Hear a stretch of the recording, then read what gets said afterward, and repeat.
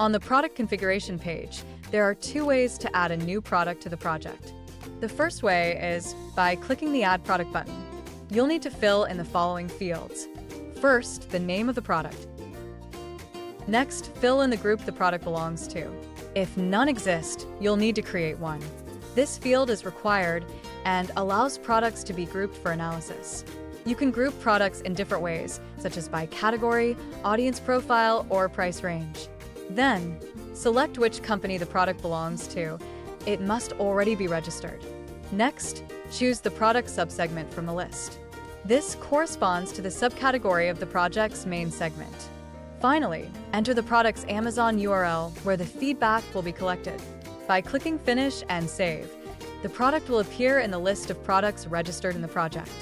Customer feedback data for this product will begin to appear on the dashboard within 6 hours. Note that the product has a QR code icon associated with the Amazon link. Click this icon. It leads to the product's review section on Amazon. Simply download the file and share it wherever your customers can leave a review for the product. It's a great way to increase the number of customer feedbacks. The second way to add products is by clicking the Import Product button. With this option, you can register multiple products at once. To do this, simply click the Import File button and upload the file containing the product's information. In just a few moments, the products will be added to the project.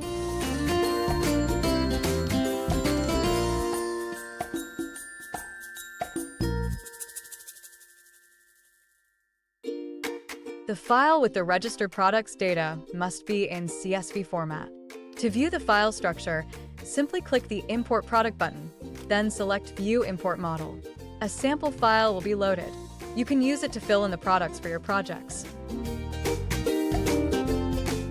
Let's review each column of the file. For demonstration purposes, we'll show the file in Excel format, which is easier to visualize. But don't forget, the final file must be in CSV format.